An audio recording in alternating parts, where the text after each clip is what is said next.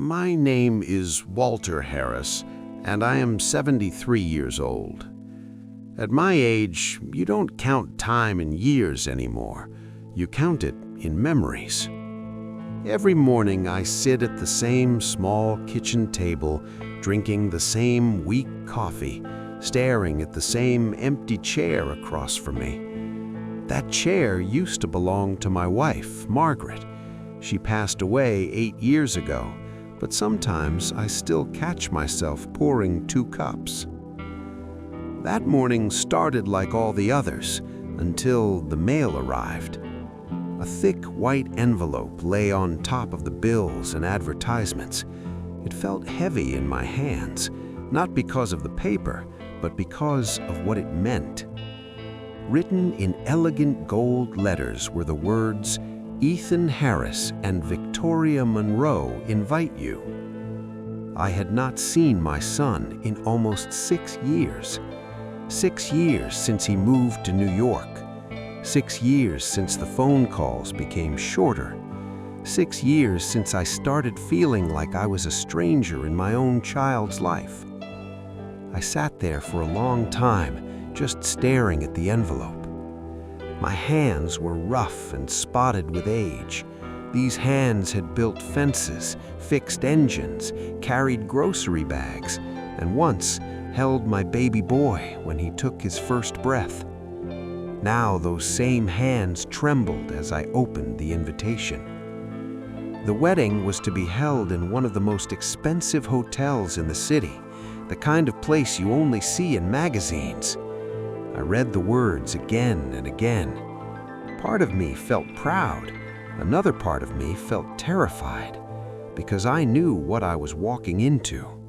Ethan was no longer the boy who grew up in a small house with a squeaky front door and a backyard of weeds. He was now a successful businessman, engaged to the daughter of a billionaire family. The Monroes were known across the country, and I was just Walter, a retired mechanic living on a modest pension. I stood up slowly and walked into my bedroom. In the closet hung one suit, black, the same suit I wore when I buried Margaret. I ran my fingers over the fabric. "I guess you're coming with me again," I whispered. On the morning of the wedding, I took the early bus into the city. The bus smelled faintly of diesel and old upholstery. Outside the window, the scenery changed from small houses to tall buildings. Everything felt bigger, louder, richer. When I finally stepped off the bus, the hotel towered over me like a giant. I could see my reflection in the glass doors, a small, thin old man in a worn black suit. For a moment, I turned around. Maybe it would be better if I just went home. Ethan probably invited me out of politeness. He didn't need me there, embarrassing him in front of important people. But then I remembered his little voice when he was 5 years old. "Daddy, will you always come when I need you?" I took a deep breath and walked inside. The lobby looked like something out of a movie. Marble floors, crystal lights, people in expensive clothing laughing softly. I clutched the invitation in my pocket like it was a lifeline. As I followed the signs toward the ballroom, I could hear music drifting through the hallway, soft and beautiful. When I finally stepped into the room, my heart stopped. It was filled with hundreds of guests, tables covered in white cloth, candles glowing, flowers everywhere. And in the center of it all, I saw him, Ethan, my son. He was taller than I remembered, broader, confident. He wore a tailored suit that probably cost more than my monthly rent. For a moment, I forgot everything else. That was my boy. I took a step forward, then another. But before I could reach him, a firm hand touched my arm. "Sir, can I help you?" A security guard stood beside me. "I'm here for the wedding," I said quietly. He looked me up and down, my shoes, my jacket, my thinning hair. "And you are?" He smirked. "Walter Harris. I'm the groom's father." "Funny. We don't have you on the list." "I have the invitation." I pulled it from my pocket. He barely glanced at it. "Wait here." People were starting to stare. I could feel their eyes on me, judging, measuring. Whispers floated through the air. "Who is that? Does he belong here? He looks lost." I tried to ignore it. My heart was pounding. Then suddenly, a woman's voice rang out. "My necklace!" Everyone turned. A glamorous woman in a glittering dress was looking around frantically. "My diamond necklace is gone!" The room went quiet. Security stiffened. Then someone said it, loud enough for everyone to hear. "Maybe that old man took it." I felt the blood drain from my face. All eyes turned to me. The security guard tightened his grip on my arm. "Sir, you'll have to come with us." I opened my mouth to speak, but no words came out. I searched the crowd for Ethan, my son, hoping he would say something, anything. But he was standing there, frozen, watching, as the world began to turn against me. And in that moment, I realized something painful. I wasn't just being judged by strangers. I was being judged by my own child. "This man is a thief," echoed in the ballroom, ricocheting off the crystal chandeliers. I froze, my hands clenching at my sides. The guard's grip on my arm felt like iron. My legs trembled, but I refused to pull away. I had never been violent, never wanted attention, and yet here I was, at my son's wedding, accused of a crime I didn't commit, with dozens of strangers staring like vultures circling prey. "Sir, please, you'll have to come with us," the guard said again, his voice calm but firm, as if he'd delivered this line 100 times that day. I didn't take anything," I whispered. My voice barely carried over the soft music and murmuring crowd. But the crowd wasn't listening. "Oh, he looks guilty," a young woman whispered behind me, leaning to her friend. "Look at his hands." "His coat pockets," someone else said, louder this time. "I saw him reach into the coat rack." "Sir, empty your pockets," the guard ordered. I obeyed, shaking. Slowly, my hands went into my jacket, then my pants, then my pockets. I pulled out a handkerchief, a small wallet, and the invitation Ethan had given me. That was all. The murmurs turned into whispers, and the whispers turned into whispers that grew louder. The ballroom no longer felt like a place of celebration. It felt like a courtroom, and I was the defendant. The bride's mother, Mrs. Monroe, stepped forward, her dress in emerald silk, her hair perfectly coiffed, her eyes sharp as knives. "Really," she said, her voice cutting through the crowd, "you expect us to believe this man simply wandered in by mistake?" Her words were calm, polite, almost courteous, but underneath was a current of steel. Her gaze locked on me, and I could feel it slice through my chest. "He shouldn't be here at all," she continued, turning slightly to address the crowd. "A man who looks like this, in this room, with our guests, and now suddenly a diamond necklace is missing? Does anyone honestly think this is a coincidence?" I wanted to explain. I wanted to scream. I wanted to say, "I am his father. I raised him. I didn't steal anything." But no words came out.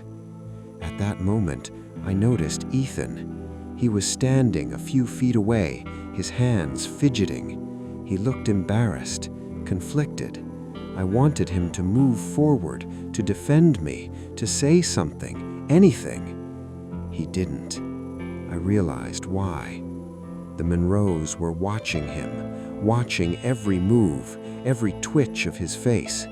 He had spent years climbing their world. One wrong gesture, one moment of embarrassment, and he could lose everything. His social standing, the approval of Victoria's family, even his career in their world of billion-dollar deals. He was frozen, paralyzed between loyalty to me, his father, and fear of losing his new life. "Sir, please step this way," the guard said again. I took a deep breath, trying to steady my shaking hands. I walked slowly, carefully, as if each step would announce my guilt to the room. Some guests whispered, others gasped, some children stared in confusion.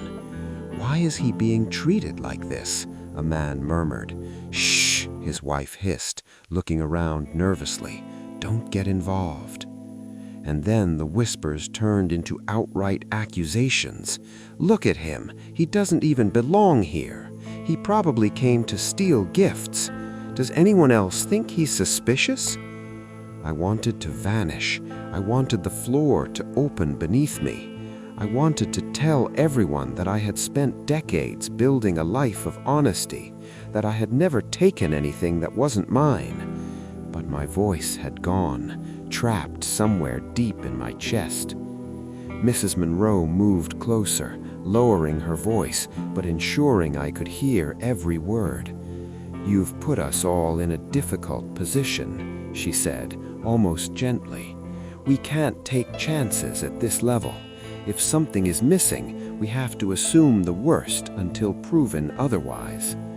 Her words were polite, her eyes were sharp, and in that moment, I realized something worse than any accusation.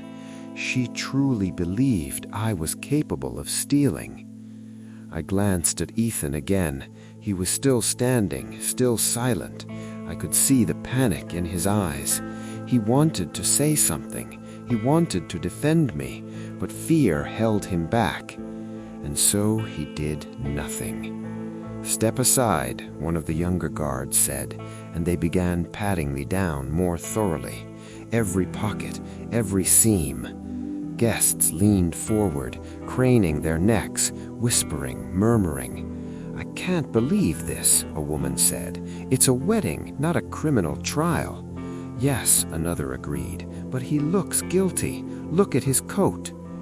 I could feel the heat rising in my face. My cheeks burned, my throat tightened.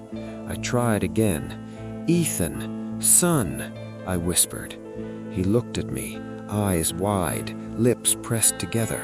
He wanted to speak, but fear held him back. Mrs. Monroe clapped her hands lightly. "Let's be practical. If we search him and find nothing, then fine. But until then, we have to proceed cautiously." Her words left no room for argument. I felt the weight of decades pressing down on me. Years of working hard, raising a son, living a simple, honest life, reduced to this moment of humiliation in front of dozens of strangers. Then a guest gasped. Someone had spotted a small piece of jewelry near the table. "Oh, it's here!" they shouted. The crowd began to murmur again, confusion rippling like water. But Mrs. Monroe's gaze didn't leave me. She leaned slightly closer and whispered to one of the guards, "Hold him for now. Let's make sure." I felt despair pressing against my chest. And in that moment, I realized something painful. This wasn't just about a necklace. It was about power, about status, about showing me, an old man from a small life, that I didn't belong in this world. And the worst part? My own son, the boy who once ran to me with scraped knees, was too scared to defend me. He wanted to, I could see it, but he was trapped between the world he had built and the father he raised him. Time stretched, slowly, painfully. Every whisper, every gasp from the Monroes was a knife. Every second my heart beat faster, not with anger, but with a strange, aching sorrow. I wanted to yell. I wanted to cry. I wanted to tell Ethan that I forgave him for being afraid, but I couldn't. Instead, I stood there, trembling, and let the weight of their judgment fall on me. The ballroom, once a place of celebration, had become a crucible. And I, Walter Harris, father of the groom, felt smaller than I ever had in my life. The ballroom had turned into something I barely recognized.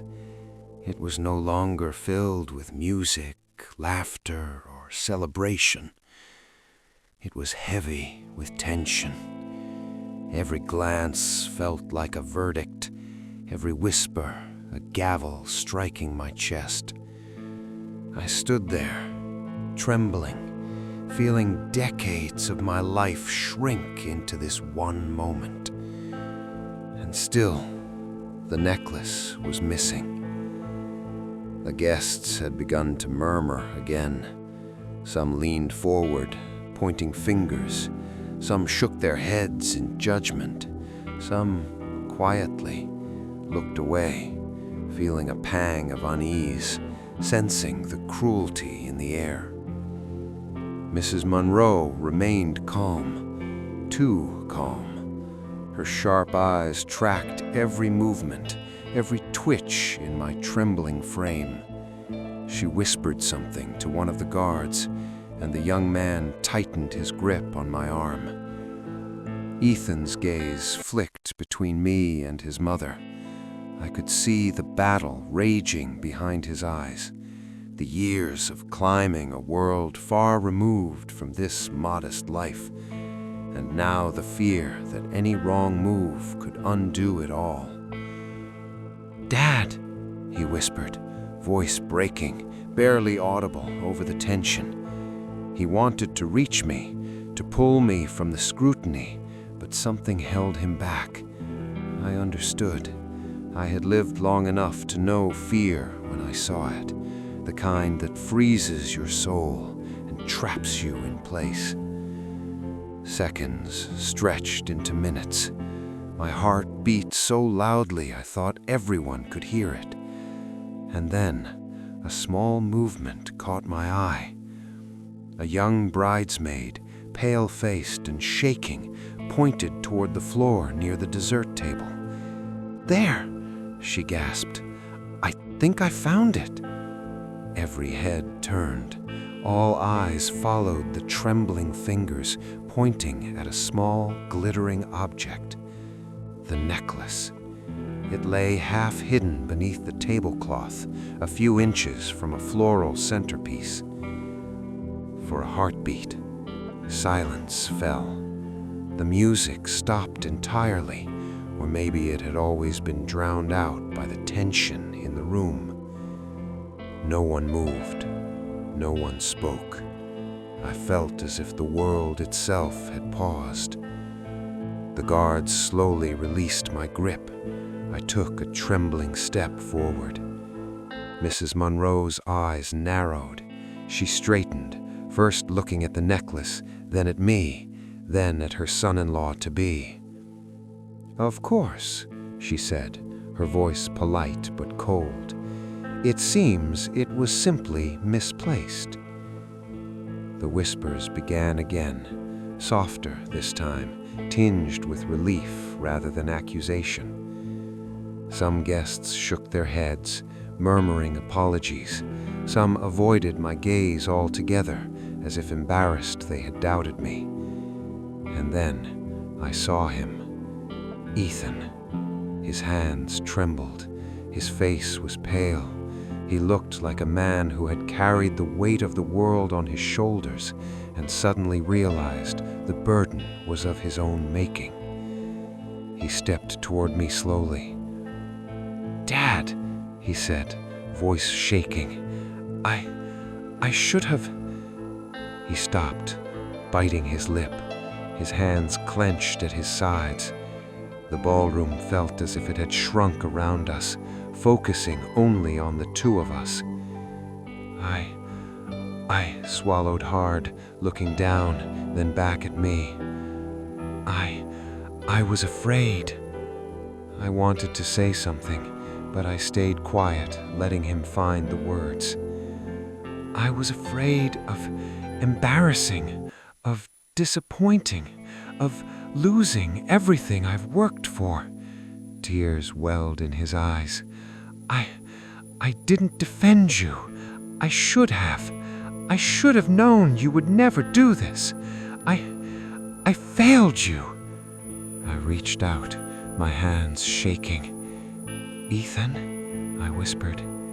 He hesitated. Another pause. Then, slowly, he fell to his knees before me. I felt a strange mix of relief and heartache. I had raised him. I had carried him when he could not walk. I had worked through nights, through pain, through worry, so he could grow up with opportunities I never had. And now he was here, kneeling, vulnerable, humbled, not because of money, but because he remembered who I was. Tears ran down my cheeks. I had spent decades suppressing grief. I had carried loneliness like a weight, and now, in one moment, all of it poured out. "Dad," he whispered again, voice breaking. "I'm so sorry. Please forgive me." I knelt down too, not to match him, but because the years made standing less important than this connection. I held his shoulders, feeling the tension, the shame, the love, and the fear. "You don't need to apologize, son," I said. My voice was hoarse but steady. "I came here because I wanted to see you happy. That's enough for me. You're still my boy. That hasn't changed, and it never will." Around us, the guests were silent. Some offered quiet nods, some whispered apologies. The tension was breaking, slowly, like ice under the morning sun. And I thought of Margaret, my late wife, and I imagined her smiling at this moment. She would have been proud, not of the wealth or the status or the appearances in the world, but of the bond that had survived years of distance, silence, and fear. Ethan stood, still shaking, still humbled. He took my hand. This was my failure, Dad. I let them pressure me. I let the moment control me. But I will never, never let fear silence my love for you again." I squeezed his hand, and in that moment, I realized a simple yet profound thing. All the money, all the status, all the appearances in the world, none of it mattered as much as the truth. And the truth was, family, love, and honesty always prevail. For a long moment we stood there, holding hands, letting the relief, the shame, and the love wash over us. And around us, the ballroom slowly returned to life. Soft music began again. Some guests murmured quietly, some smiled, some ashamed. The Monroes, for all their pride, allowed themselves a subtle nod of acknowledgement. I didn't care about apologies anymore. I didn't care about the stares or the gossip. I had my son. I had his humility, his love, his recognition, and that, in the end, was more valuable than any jewel, any fortune, or any banquet hall in New York City. The ballroom was quiet now, not the tense, suffocating quiet of accusation, not the whispered judgments of suspicion, but a soft, fragile quiet, like the moment just before dawn. I, Walter Harris, stood there, my hands still trembling slightly from the weight of hours I had spent under suspicion. Ethan was at my side, still shaking, still pale, still humbled. And yet there was relief, a warmth slowly spreading through my chest, soft and persistent. I looked around at the guests. Some avoided my gaze. Their faces were tinged with guilt, as if they had forgotten for a moment that compassion matters more than gossip. Some nodded subtly, acknowledging the truth had prevailed. A few older guests, their faces lined with years of experience, whispered softly to one another, shaking their heads at the cruelty that almost unfolded. And then I saw her, Mrs. Monroe, the bride's mother. She was standing a little straighter now, her eyes softened just a fraction, as if she were trying to reconcile her pride with reality. Ethan noticed her gaze. "Mom," he said quietly, though the words were firm, "this man, my father, he is not a thief. He raised me. He worked his whole life so I could stand here today. He deserves your respect, your acknowledgement, not doubt." For a heartbeat, the room felt frozen. The words hung in the air. Mrs. Monroe's lips pressed together, and she nodded minutely. A subtle acknowledgement, yes, but acknowledgement nonetheless. I took a deep breath. "Thank you, Ethan," I said softly, my voice still hoarse, "for standing with truth, for finding the courage to remember who you are and where you came from." He reached for my hand again. I almost forgot," he whispered, voice breaking. "I almost let fear make me forget you, Dad. I almost let the world convince me that family doesn't matter." I squeezed his hand gently. "You've grown into a fine man, but never let status, wealth, or fear blind you to what truly matters. Love, honesty, and family. These are the things no one can take from you." Around us, the guests were shifting. Soft claps began, hesitant at first, then louder, more genuine. Some smiled, some wiped tears from their eyes, and slowly the tension in the room dissolved. The music returned, soft and gentle, but it felt different now, warm, embracing, celebratory in a way it had never been. I glanced at Ethan. His shoulders, once tight and fearful, now seemed to relax. His eyes were clear, and for the first time that day, he smiled. Not the practiced smile of a businessman, but the honest smile of a son reconnecting with his father.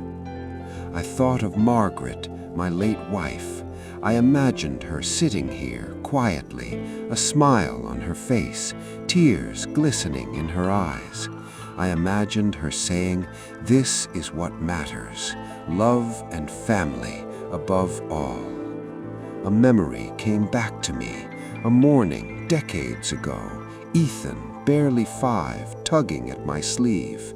"Daddy, will you always come when I need you?" he had asked, eyes bright. And now, here he was, grown, wealthy, powerful in the eyes of the world, kneeling to me, not because he had to, but because he remembered. The humility, the love, the bond we shared, these were worth more than any fortune, any jewel, any grand ballroom. The bride, Victoria, approached us then, a gentle smile on her face. "My father, he doesn't always understand the world we live in," Ethan said softly, "but he has always been honest, always been good. That is worth more than anything else." Victoria nodded and turned to her mother. "Mom, can we Can we let him be?" Mrs. Monroe's eyes softened further. She nodded ever so slightly, and for the first time I felt a measure of respect from her. I looked around the room, and I realized something important. Life is made of these moments, moments where the world judges us unfairly, moments where we are tested, moments where courage and love collide. I had spent decades living simply, quietly, honestly. I had hoped that would be enough, and today it finally was. I turned to Ethan again. "You've learned something important today," I said. He nodded, swallowing hard. "Don't forget who you are. Don't let pride or fear separate you from the people who love you. They are the ones who matter when the world seems to forget." He reached out and hugged me tightly, and I held him, feeling the years fall away, the silence, the distance, the unspoken regrets. They were still there, yes, but in that embrace they became part of the story, not the pain. For the first time that day, I laughed softly, not a loud laugh, triumphant, but a gentle, relieved one. The guests clapped again, softly this time, understanding that something extraordinary had happened. Not a wedding, not a jewel recovered, but a reconnection, a lesson, a moment of pure human truth. I stepped back and looked around. Some children peeked at me from behind their parents' knees. An older couple nodded quietly, silently acknowledging that integrity and love still mattered. The whispers turned to smiles, then laughter, and the warmth of human compassion returned to the room, slow but steady, like sunlight breaking through clouds.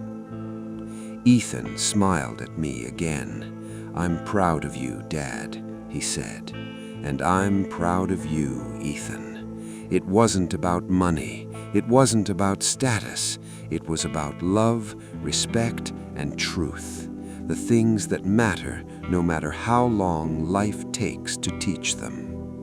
And as I watched him stand tall again, confident, not in his wealth, but in the bond we shared, I realized something. Life's greatest lessons are often disguised as trials, and sometimes the most precious treasures aren't jewels or gold. They're the people who stand by you, the love that survives time and distance, and the courage to do what's right, even when it's hard. I turned to the ballroom, now alive with celebration once more. The music floated gently. The guests smiled. Even Mrs. Monroe finally offered a subtle nod of respect. I took a deep breath. This day, this wedding, had given me something I had almost lost. Not my son, but my connection to him. Not just presence, but trust. Not just love, but recognition. I looked up at the chandeliers, letting the light reflect on the polished floor, and I whispered quietly for myself and for Margaret, for Ethan, and for anyone who had ever felt small in the world of judgment. Love is worth more than wealth. Respect is worth more than pride. And family is worth everything. I turned to Ethan, his hand in mine, and for the first time in years, we walked together, not as father and son, defined by distance, by time, or by misunderstanding, but as two hearts reunited. The room celebrated around us. I didn't notice the clinking of glasses, the whispers of apologies, or the soft laughter of relieved guests. I only felt him, my son, standing beside me, alive, humbled, and present. And that, I realized, was more precious than anything the world could offer. The wedding had been saved, not by jewels, not by grandeur, but by truth, love, and the courage to stand together when it mattered most. And as the evening unfolded, I knew that this story, our story, would live far longer than the ballroom lights, far longer than the whispers or judgments of the day. It would live in hearts. It would live in memory.